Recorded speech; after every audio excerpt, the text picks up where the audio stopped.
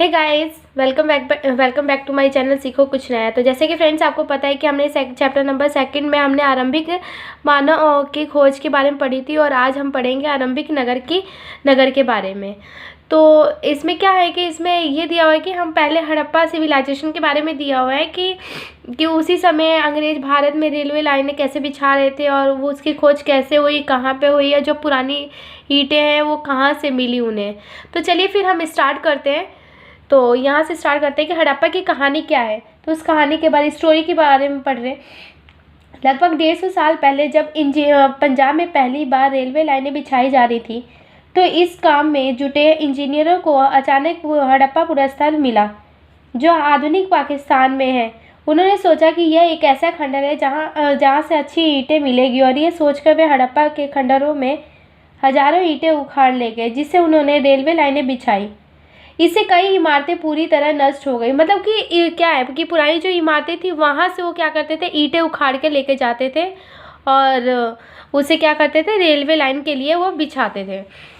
तो उनको एक तो ये था कि उनको बनी बनाई ईंट मिल गई थी और उनको कोई इतना ढूंढने का वो भी नहीं करना पड़ा, मेहनत नहीं करनी पड़ी। नेक्स्ट आते हैं कि उसके बाद लगभग 80 साल पहले पुरातत्वविदों ने इस स्थल को ढूंढा और पता चला कि खंडर उपमहाद्वीप के सबसे पुराने शहर में से एक है। चूंकि इस नगर की खोज सबसे पहले हुई थी, इसलिए बाद में मिलने वाले इस तरह के सभी पुरास्थल में जो इमारतें और चीज़ें मिली उन्हें हड़प्पा सभ्यता की इमारतें कहा गया है। और इन शहरों का निर्माण लगभग 4700 साल पहले हुआ था। कहने का मतलब पुरातत्व यानी सबसे पुरानी स्थल जो ढूंढा गया था, तब वहाँ पे पता चला कि बहुत खंडर सी जगह है, यानी मतलब खंडर यहाँ पे वहाँ पे कोई नहीं रहता था। ठीक है, तो और वो कहाँ पे था, तो ये उपमहाद्वीप के सबसे पुराने शहर में था, मतलब उपमहाद्वीप के सबसे ओल्डेस्ट सिटी में था। और नगर की खोज सबसे पहले वहाँ हुई थी और इसलिए हुई थी क्योंकि वहाँ पे पूरा स्थल पुरानी इमारतें थी और उन्हीं इमारतों को ये उखाड़ के जो वहाँ से ईंटें निकाल के रेलवे लाइन बिछाने का काम किया उन्होंने। नेक्स्ट आते हैं यहाँ पे कि इन नगरों की विशेषता क्या थी, इनके कैरेक्टरिस्टिक के बारे में हम जानेंगे कि इसकी क्या विशेषता थी। तो ये क्या है, सन 2500 BC से लेकर 1750 BC तक की बात कर रहे हैं। इन नगरों में से कई दो से उससे अधिक ज़्यादा हिस्सों में विभाजित किया गया, यानी दो नगरों में से कई को दो हिस्सों में क्या किया गया, डिवाइड कर दिया गया। प्राय पश्चिमी भाग में छोटा था लेकिन ऊंचाई पर बड़ा बना था और पूर्वी हिस्सा बड़ा था लेकिन वह यह निचले इलाके में था। ऊंचाई वाले भाग का पुरातत्व ने नगर दुर्ग कहा और निचले हिस्से का निचला नगर को नगर कहा। दोनों हिस्सों की 4 दीवारें पक्की ईंटों की बनाई जाती थी और इसकी ईंटें इतनी अच्छी पकी थी कि हजारों सालों बाद आज तक उनकी दीवारें खड़ी रहीं। दीवार बनाने के लिए ईंटों की चिनाई इस तरह करते थे जिससे कि दीवारें खूब मजबूत रहे। कहने का मतलब है कि पहले क्या था, जो सबसे मतलब ऊपर था, यानी जो सबसे ऊपर वाली जगह को क्या कहते थे, दुर्ग, और सबसे नीचे वाली को क्या कहते थे, नगर दुर्ग। ठीक है, तो ये दो शहर बनाया गया। तो ऊपर वाले को क्या कहा जाता था, दुर्ग, और नीचे वाले को निचला शहर कहा जाता था, ऊपर वाले को ऊपरी शहर कहा जाता था, दुर्ग। तो ये इसको 2 नामों से और ये चारों तरफ से क्या है, पक्की ईंटों से बनाई गई थी।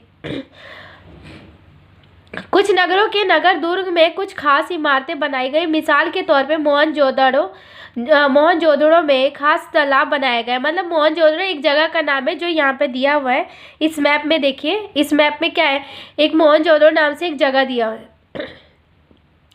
जहाँ पे क्या है कि खास तालाब बनाया गया और जिस पुरातत्वविद ने महान स्नानघर कहा। और इस तालाब को बनाने में ईंट और प्लास्टर का सबसे इस्तेमाल किया गया था। मतलब किसका इस्तेमाल किया गया, ईंट और प्लास्टर का सबसे ज़्यादा इस्तेमाल किया गया। इसमें पानी का रिसाव रोकने के लिए प्लास्टर के ऊपर चारकोल की परत चढ़ाई गई, यानी पानी कहीं से लीक ना होए उसके लिए उन्होंने क्या किया कि चारकोल की परत चढ़ाई थी। आगे सरोवर में 2 तरफ से उतरने के लिए सीढ़ियाँ बनाई गई। मतलब कि अब मतलब स्नान घाट में चढ़ने और उतरने के लिए सीढ़ियाँ भी बनानी ज़रूरी थी। तो वहाँ पे क्या करें कि चारों तरफ सीढ़ियाँ बनाई गई और उन स्नान घर के चारों तरफ क्या होते थे, कमरे बनाए गए। और इसमें भरने के लिए पानी कुएं से निकाला जाता था। मतलब उसी जो शहर था उसी के साइड में क्या है, कुआं भी बनाया जाता था, ताकि वहाँ से पानी निकाल कर स्नान घाट को में पानी भरा जा सके। शायद यहाँ विशिष्ट नागरिक विशेष अवसरों पर स्नान क्या करते थे। मतलब कहने का मतलब कि कोई विशेष अवसर यानी कोई फेस्टिवल वगैरह पे वो क्या करते थे, स्नान करने के लिए जाया करते थे। कालीबंगा और लोथल जैसे अन्य नगरों में अग्नि कुंड मिले। कालीबंगा और लोथल दो शहर हैं जहाँ पे कहाँ पे है, मोहनजोदाड़ो में है। जो यहाँ पे ये लोथल है, और ये जैसे इस मैप में दिया हुआ है कि ये कालीबंगा है और ये क्या है, लोथल है।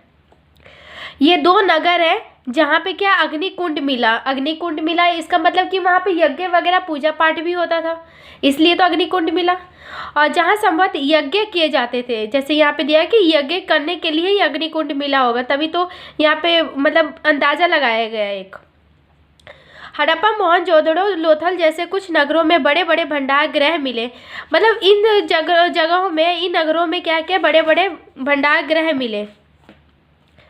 और जैसे यहाँ पे एक इमेज दिया हुआ है कि महान स्नानघर स्नानघर है ये क्या है, यहाँ पे ये क्या है, ये स्नानघर है और इसके चारों तरफ क्या होते थे, कमरे होते थे। और ये क्या है, स्नानघर में उतरने के लिए क्या है, सीढ़ियाँ भी बनाई गई है। यहाँ पे आप देखिए इमेज में, ठीक है, यहाँ पे क्या है, ये सीढ़ियाँ है और ये चारों तरफ क्या है, यहाँ पे कमरे बनाए गए थे रहने के लिए। और इसके साइड में ही कुआं भी है। मतलब अभी इसमें इमेजेस में दिखाई नहीं दे रहा, जैसे यहाँ पे दिया हुआ है क्या, ये साइड में क्या है, कुएं भी है, ठीक है। नेक्स्ट आते हैं भवन, नाले और सड़कें। भवन और नाले, भवन यानी घर और नाले और सड़कें कैसे बनाई गई। तो यहाँ पे देखिए, नगरों के घर आमतौर पे 1 या 2 मंजिले होते थे।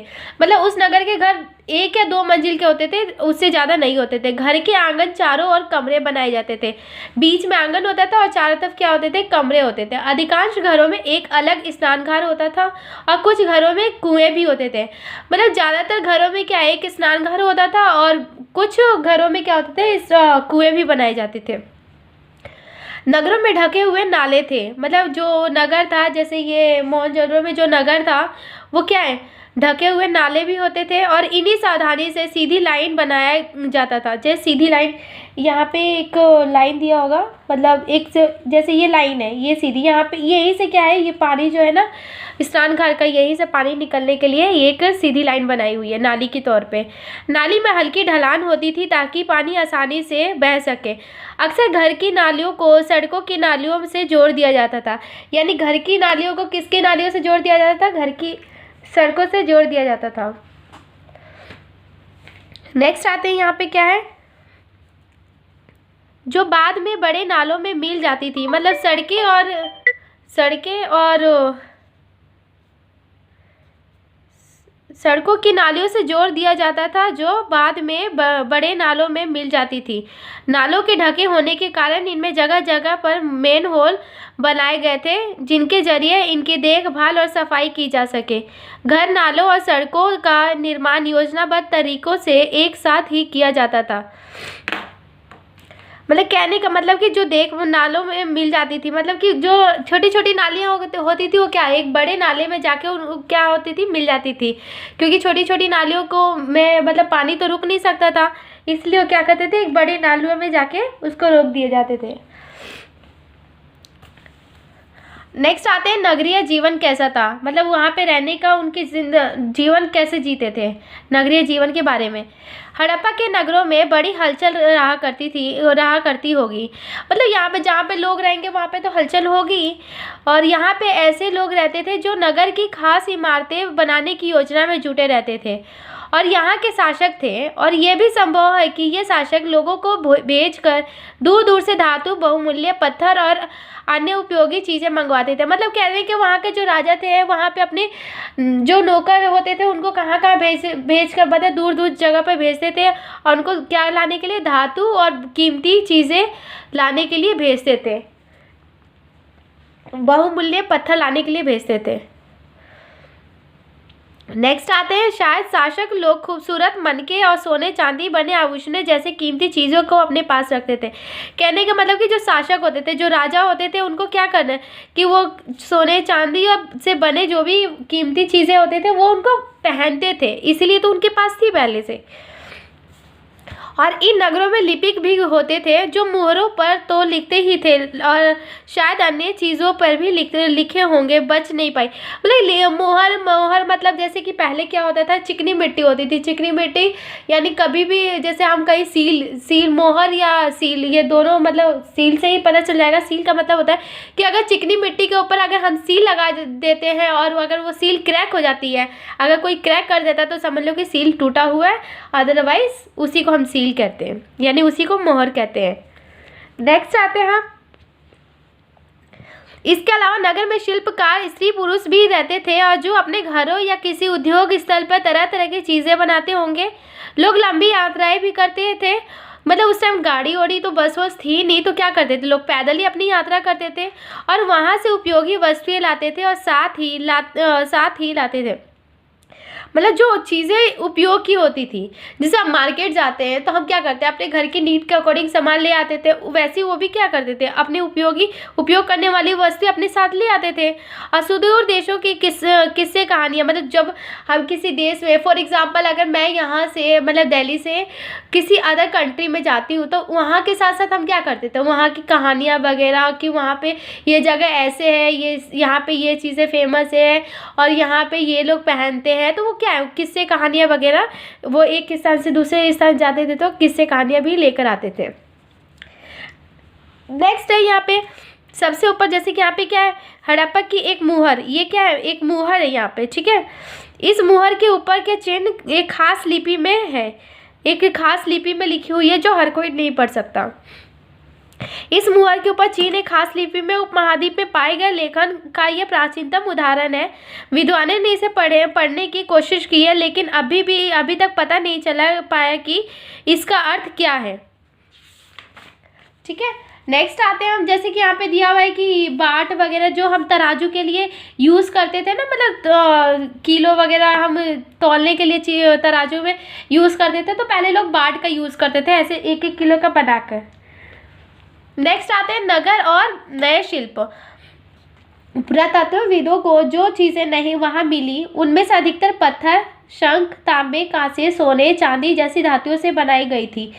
तांबे और कांसे से औजार, हथियार, गहने और बर्तन बनाए जाते थे और सोने और चांदी से गहने और बर्तन बनाए जाते थे। यहाँ मिली सबसे आकर्षक वस्तुएं मनके, बाट और फलक है। मतलब मनके यानी छोटे छोटे बेड्स को मिला के माला बनाई जाती थी, उसको क्या कहते थे, मनके। और ये क्या है, ये बाट है, ठीक है। मतलब तौलने वगैरह के काम आते थे, बाट का यूज़ करते थे। और क्या है यहाँ पे, फलक, बाट और फलक भी है, ये फलक है। हड़प्पा सभ्यता के लोग पत्थर की मुहरें बनाते थे। मतलब हड़प्पा सभ्यता के लोग कैसे क्या करते थे, पत्थर की मुहर बनाते थे, ठीक है। और यह आयताकार मुहरों पर सामान्यतः जानवरों के चित्र मिलते हैं और हड़प्पा सभ्यता के लोग काले रंग से डिज़ाइन किए हुए खूबसूरत लाल मिट्टी के बर्तन बनाते थे। मतलब लाल मिट्टी के क्या करते थे, बर्तन बनाते थे, खूबसूरत, बहुत सुंदर सुंदर लाल मिट्टी के बर्तन बनाते थे हड़प्पा सभ्यता के लोग, और उसमें सुंदर सुंदर से डिज़ाइन भी करते थे, ठीक है। और इनमें से कई कार्लियन पत्थरों से बनाए गए पत्थरों को काट कर तराश कर मनके बनाए गए। मतलब छोटे छोटे पत्थरों को काट कर तराश कर उसको क्या करें, मनके बनाया गया, उसको छेद कर देते ताकि माला वगैरह अच्छी बने, इसलिए उसको छेद करके फिर माला वगैरह के बनाते थे। और उन माला का यूज़ राजा महाराजा वगैरह यूज़ करते थे। नेक्स्ट आते हैं 7000 साल पहले मेहरगढ़ में कपास की खेती होती थी। मतलब 7000 पहले क्या होता था कि मेहरगढ़ में कपास की खेती हुआ करती थी। और मोहनजोदड़ो से कपड़े के टुकड़ों के अवशेष, चांदी के एक फूलदान के ढक्कन तथा कुछ अन्य तांबे की वस्तुओं से चिपके हुए मिले। मतलब वहाँ पे क्या है, कुछ अवशेष मिले, किसके, कपड़े के, फूलदान के ढक्कन मिले, तो उससे क्या पता चलता है कि वहाँ पे लोग कपड़े कैसे किस तरीके के पहनते थे और कैसे पोशाक पहनते थे, इन सब चीज़ों के बारे में पता चलता है। और सूती कपड़े कैसे होते थे, अगर सूती के है तो ज़रूर एक कपास वगैरह की खेती हुआ करती थी, तभी तो क्या सूती के कपड़े वगैरह का इस्तेमाल करते थे। नेक्स्ट, इनमें से अधिकांश वस्तुओं का निर्माण विशेषज्ञों ने किया था। विशेषज्ञ उसे कहते हैं जो किसी खास चीज़ को बनाने के लिए खास प्रशिक्षण लेता है, जैसे पत्थर तराशना, मनके चमकाना या फिर मोहरों पर पचिकारी करना, ठीक है, कहने का मतलब कि जो विशेषज्ञ होते हैं वो बहुत मतलब पत्थर पे अलग अलग चीज़ें बनाते थे, मनकों को क्या करते थे, डिज़ाइन मतलब वो थोड़ा लाइट बनाते थे, मतलब मनकों को कलर करना, उसको सुंदर डिज़ाइन देना, वो सब किसका काम था, तो विशेषज्ञ भी का काम था उनका निर्माण करने का। शायद कुछ महिलाएं पुरुष दोनों ही इस काम में दक्ष थे, मतलब पुरुष और महिलाएं दोनों ही इस काम में को करते थे पहले, तो पुरुष और महिलाएं दोनों पहले इस काम को करते थे। नेक्स्ट आते हैं हम फ्यून्स। फ्यून्स क्या है, फ्यून्स बहुत मतलब मोस्ट इंपॉर्टेंट है, सीटर में आया हुआ भी है पहले का। पत्थर और शंख प्राकृतिक तौर पे पाए जाते हैं, लेकिन फ्यून्स को कृत्रिम रूप से तैयार किया जाता है। बालू या स्फटिक पत्थरों के चूर्ण को गोंद में मिला के उनमें वस्तुएं बनाई जाती थी। उसके बाद वो उन वस्तुओं पर एक चिकनी मिट्टी की परत चढ़ाई जाती थी और इस चिकनी मिट्टी के रंग को नीले या हल्के समुद्री हरे होते थे। और इस फ्यून से क्या बनाया जाता था, चूड़ियाँ, छोटे बर्तन या बाले, ठीक है, इन फ्यून से बनाया जाता था। फ्यून्स किससे तैयार होता था, तो कृत्रिम के रूप में, और स्फटिक पत्थरों के चूर्ण को गोंद में मिलाकर यानी फेविकोल में मिलाकर और क्या करते थे, वस्तुएं बनाते थे। चिकनी मिट्टी का काम करते, चिकनी मिट्टी आपने देखा होगा ना, उसी को वैसे ही होता था वो भी, उसे क्या करते थे, मनके बनाते थे, छोटे बर्तन वगैरह, जिसे देखा होगा आपने लाख की चूड़ियाँ वगैरह, वो भी उसी मतलब उसी तरह की होती है वो भी मिट्टी, लेकिन थोड़ा ये अलग होती है, फ्यून्स अलग होती है।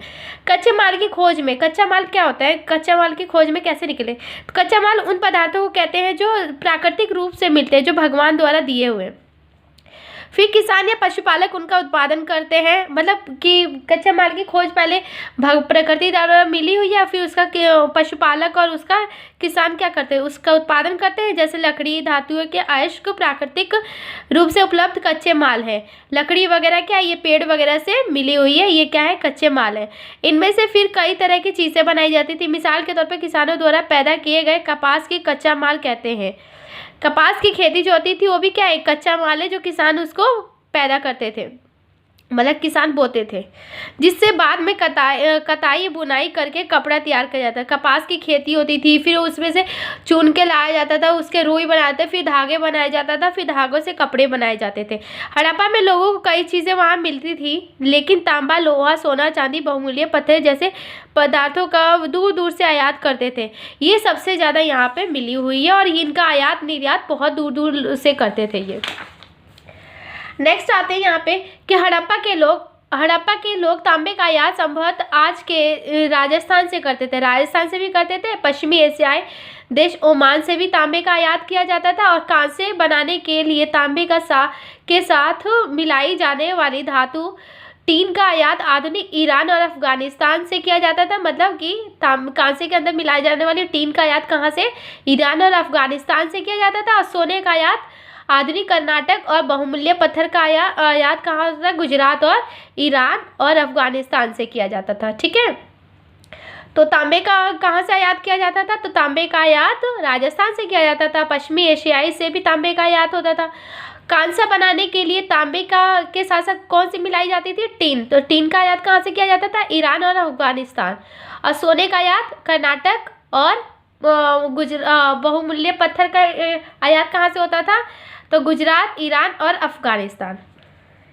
नेक्स्ट आते हैं हम नगर में रहने वाले के लिए भोजन, मतलब नगर में जो रहते थे वो क्या खाते थे, उनके लिए भोजन क्या होता था, तो उन भोजन के बारे में, तो यहाँ पे लोग नगरों के अलावा गाँव में भी रहते थे। वे अनाज उगाते थे, जानवर पालते थे। किसान और चारागाहों की ही शहरों में रहने वाले शासकों, लेखकों और दस्तकारों को खाने के सामान देते थे। ठीक है, तो मतलब अनाज वगैरह उगाते थे, जानवर को पालते थे, तो दूध वगैरह ये सब चीज़ें जानवर से ही मिल जाती थी, गाय भैंस ये सब।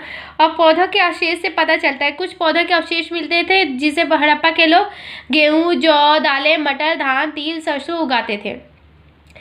जमीन की जुताई के लिए हल का प्रयोग एक नई बात थी। हड़प्पा काल में हल तो नहीं बच पाए क्योंकि वे प्राय लकड़ी से बनाए जाते थे, लेकिन हल के आकार में खिलौने मिले हैं। मतलब हल के आकार में वहाँ पे छोटे छोटे बच्चों के खेलने के लिए खिलौने मिले हैं, लेकिन हल नहीं मिल पाया। और इस क्षेत्र में बारिश कम होती थी, इसलिए सिंचाई के लिए लोगों ने कुछ तरीके अपनाए होंगे जिससे पानी का संचय किया जाता था और ज़रूरत पड़ने पर फसलों की सिंचाई की जाती थी। ठीक है, इस तरीके से कुछ दिया हुआ है। ये रहा जो बच्चों के खिलौने का टाइप में हल होता है, ये हल बच्चों का खिलौना के लिए बनाया गया है। तो ये है, ऐसे होते थे हल। हड़प्पा के लोग गाय भैंस भेड़ बकरियां और पालते थे। बस्तियों के आसपास तालाब और चारागाह होते थे, लेकिन सूखे महीने में मवेशियों के झुंडों को चारा पानी की तलाश में दूर दूर तक ले जाया जाता था। वे बेर से फलों को इकट्ठा करते थे, मछलियां पकड़ते थे और हिरन जैसे जानवरों का शिकार करते थे। ठीक है, मतलब हिरन मवेशियों के झुंडों से मतलब चारा पानी की तलाश करते थे। जो भेड़ बकरी ये सब पालते थे वो क्या करते थे, चारागाह के लिए तालाब वगैरह लेके जाते थे चारागाह के लिए चराने के लिए। और क्या करते थे, ये फलों को इकट्ठा करते थे, मछलियाँ पकड़ते थे, हिरन जैसे जानवरों का शिकार करते थे। मतलब लेके जाते थे और बाहरी टाइम स्पेंड भी हो जाता था और ये अपने मतलब शिकार वगैरह भी कर लेते थे। गुजरात में हड़प्पा कालीन नगर का सूक्ष्म निरीक्षण। कच्छ के इलाके में खदीर बेत के किनारे धोलावीरा नगर बसा था। वहाँ साफ पानी मिलता था और जमीन उपजाऊ थी। जहाँ हड़प्पा सभ्यता के कई नगरे 2 भागों में विभक्त थे और वही धोलावीरा नगर के 3 भागों में बटा हुआ था। 3 भागों में बटा गया था और इसके हर हिस्से में चारों ओर पत्थर की ऊंची ऊंची दीवार बनाई गई थी और इसके अंदर जाने के लिए बड़े बड़े प्रवेश द्वार थे। और इस नगर में एक खुला मैदान भी था और सार्वजनिक कार्यक्रम आयोजित किए जाते थे। मतलब सार्वजनिक कार्यक्रम, बहुत ज़्यादा बड़ा कार्यक्रम आयोजित किया जाता था यहाँ मिले कुछ अवशेष भी। हड़प्पा की लिपि बड़े बड़े अक्षरों को पत्थरों में खुदा पाया गया और इस अभिलेखों को संबद्ध लकड़ी में जड़ा गया था। और यह एक अनोखा अवशेष है क्योंकि आमतौर पर हड़प्पा के लेख मुहर जैसी छोटी वस्तुओं पर पाए जाते थे। कच्छ कहाँ पे है? गुजरात में। ठीक है, तो वहाँ पे ऐसे ऐसे चीज़ें पाई गई है। प्रवेश द्वार है, मतलब एंट्री करने के लिए पत्थरों की ऊंची ऊंची दीवार भी बनाई जाती थी। और इसको नगर को किसे 2 भागों में बांटा गया था। धोलावीरा नगर को 3 भागों में बांटा गया था और हड़प्पा सभ्यता को 2 भागों में बांटा गया था। ठीक है, याद रहेगा। गुजरात की कम्भाक्त की खाड़ी में मिलने वाली साबरमती की एक उपनदी के किनारे बसा लोथल नगर ऐसे स्थान पर बसा था जहां कीमती पत्थर जैसे कच्चा माल आसानी से मिल जाता था। यानी लोथल में क्या, कीमती पत्थर जैसा माल बहुत इजीली मिल जाता था। ये पत्थरों, शंखों और धातुओं से बनाई गई चीज़ों का एक महत्वपूर्ण केंद्र था। मतलब शंखों, धातुओं, इन सब चीज़ों को बनाई गई सबसे महत्वपूर्ण जगह थी ये। और इस नगर में एक भंडार गृह भी था और इस भंडार गृह में कई भूरे और मुद्राकरण मुहरबंदी मिले। ठीक है, लोथल का बंदरगाह, यह एक बड़ा तालाब लोथल का बंदरगाह रहा होगा जहां समुद्र के रास्ते आने वाली नावें रुकती थी और संभवतः यहाँ पे माल चढ़ाया उतारा जाता था। यहीं से क्या है, माल को भेजा जाता था, उतारा जाता था, चढ़ाया जाता था नाव के थ्रू। नेक्स्ट आते हैं हम यहाँ पे जहाँ पर एक इमारत मिली जहाँ मनके बनाने का काम होता था। पत्थर के टुकड़े, अध बने मनके बनाने वाले उपकरण, तैयार मनके भी यहाँ मिले हैं। और मुहर तो आपको बता ही दिया, मुहर क्या है। मुहरों का प्रयोग सामान में से भरे उन डिब्बों और थैलों को चिन्हित करने के लिए किया जाता होगा जिन्हें एक जगह से दूसरी जगह भेजने की, जो एक जगह से दूसरी जगह सामान भेजे जाते थे उन्हीं के लिए मुहर का ही प्रयोग किया जाता है, ताकि रास्ते में कोई उसको मतलब खोल ना सके या कुछ खोल ना सके या तोड़ ना सके। अगर मुहर खुल जाएंगे तो समझ लो कि उसमें उसको किसी ने खोला हुआ है, इसलिए वो क्या करते थे, मुहर लगाते थे। थैलों को बंद करने के लिए उनको मुहाने या गीली मिट्टी पोत कर उस पर मुहर लगाई जाती, मतलब गीली मिट्टी, वही चिकनी मिट्टी वगैरह लगा के उस पर मुहर छाप दी जाती थी। अब मुहर की छाप को मुहरबंदी कहते हैं। मुहर की उसी छाप को क्या कहते हैं हम, मुहरबंदी। अगर ये छाप टूटी हुई नहीं होती थी तो यह साबित हो जाता था कि सामान के साथ छेड़छाड़ नहीं हुई है। मतलब अगर ये टूटी हुई नहीं है तो समझ लो कि सामान के साथ कोई छेड़छाड़ नहीं हुआ। फॉर एग्जांपल, अगर हम यहाँ से कोई चीज़ भेज देते हैं कोरियर करके, पैक करके, अगर वो बीच में कोई उस कोरियर को फाड़ देता है तो उसे पता चल जाता है कि बीच में हमारे सामान के साथ किसी ने छेड़छाड़ करी है, कुछ निकाला हुआ है। तो संभवतः नेक्स्ट आते हैं, इसी को हम क्या कहते हैं, मुहर कहते हैं।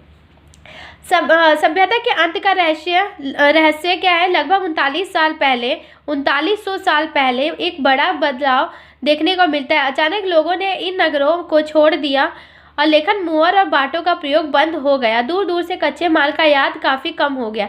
मोहनजोदड़ो में सड़क पर कचरे के ढेर बनने लगे, जल निकास प्रणाली नष्ट हो गई और सड़कें पर ही झुग्गी नुमा घर बनाए गए। ठीक है, मतलब कि क्या है, मोहनजोदड़ो में क्या है, सड़कें पर कचड़ों का ढेर बनने लग गया और जल निकास के मतलब पानी निकलने के लिए जो जगह थी वो भी ख़त्म हो गई और सड़कों पर झुग्गी नुमा मतलब झुग्गी वगैरह बनने लग गए।